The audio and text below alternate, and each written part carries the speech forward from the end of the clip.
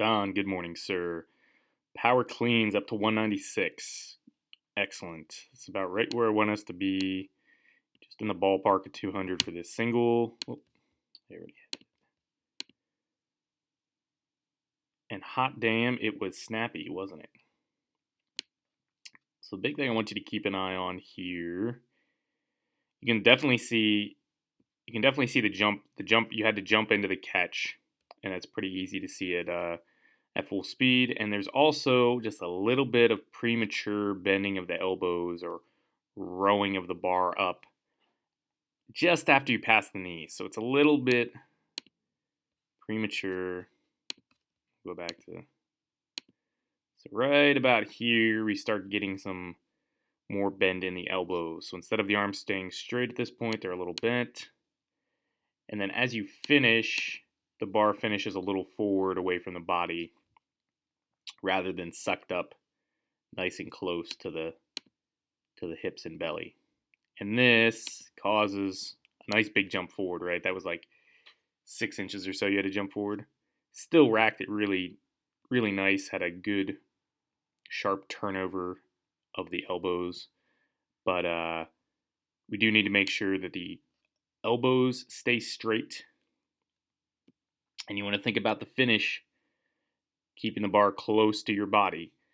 Like you could picture yourself as if there's an invisible wall in front of you, and you have to keep like literally like there's a wall inches away from the plates and the barbell, and you cannot jump into the wall. So do not let the plates hit the wall on the way up. And I found I used to do this with my snatch real bad, where I would just let the thing bump away a little bit at the finish, and it would cause me to jump forward on every single catch. Every time I turned it over, I'd have to jump into it. But I found it actually helpful to either visualize a wall, or what you could even do that I found helpful too is to take a piece of tape and put it on the floor just in front of your feet, and then you pretend that everything on the other side of that tape is hot lava and you can't jump in the lava, right? And then just by thinking about not, like just by being aware of that, you can actually fix some of these other problems. Like you'll have to keep the bar closer to your body to avoid jumping it over the tape. So that's something you could try as you warm up if you want, or your next clean session. But otherwise, just make sure the elbows stay straight longer during the pull. All right, now these deadlifts are looking really good. So setup, scapula looks to be over the bar, back is nice and extended, weight is in the middle of your foot. Very nice.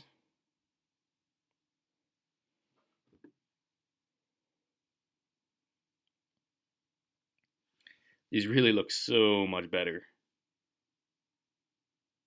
Look at how you finish that squeeze of your low back. You can see your belt buckle kind of push through your legs. And you do it basically while keeping the shoulders and the hips in place.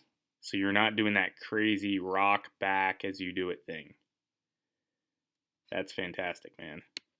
All right, and I would just want to show you.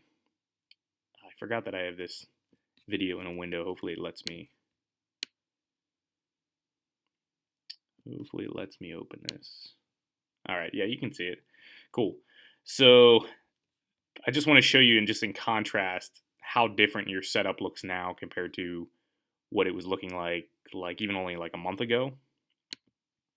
So this was 395 just prior to your last Highland Games. And I want you to look at how different this setup is. Not only do we have a low back that's a little bit soft, you can see your knees pushing through your arms, right? Where they aren't here. And because of that, because you're so rocked back, where are the shoulder blades in relationship to the bar? They're behind the bar, right? So this puts you back in your heels. It causes a lot of shifting at the setup. It makes the low back very hard to keep an extension off the floor. And I mean, man, just look how different these are, right? That's a good pulling position. Not so good. I think your hair's gotten better too. Hair gains, setup gains. I love it. All right, and you said close grip bench went, just no video, all good there. And squats went pretty damn well too. Started to feel something unreal on the final set. Felt like you were filling your belt with your lats. That's a nice visualization, filling your belt with your lats.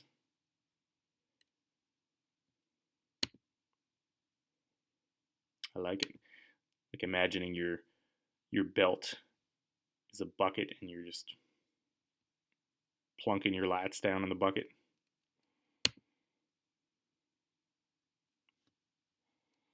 Yeah, that is tight.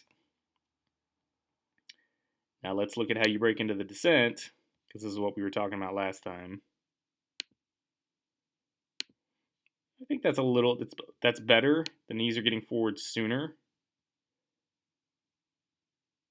That's much more simultaneous, I'd say, than last time. And you can see the toes are not lifting up like they did before, because when you overemphasize hips back on that initial break into the descent, it causes the weight to shift back in your heels, and usually an artifact of that is the toes peeling off the floor. And we don't see that, so knees and hips are unlocking more simultaneously here. Because of that, they get to their final destination sooner. And I am liking that better. Tiny shift forward at the bottom. See the weight shifts just ever so slightly into the toes. So the last thing as you get to the bottom has to be hips back. So knees at the top, sit back at the bottom, right? And that's the timing we want. Set the knees, then sit back. But we're still looking pretty damn good as far as back angle is concerned. Back angle looks fine there. Stays reasonably. I think the shifting forward a bit into your toes here caused a little more change in back angle than we were seeing previously. But still maintaining itself pretty reasonably. Back position still holding. No rounding of the back. So all in all, good. So make sure that last bit into the bottom is all back, back, back with your hips. And that'll keep you from shifting into the toes. But great workout done. Nice way to finish out the work week. And I hope you're having a fantastic Sunday so far.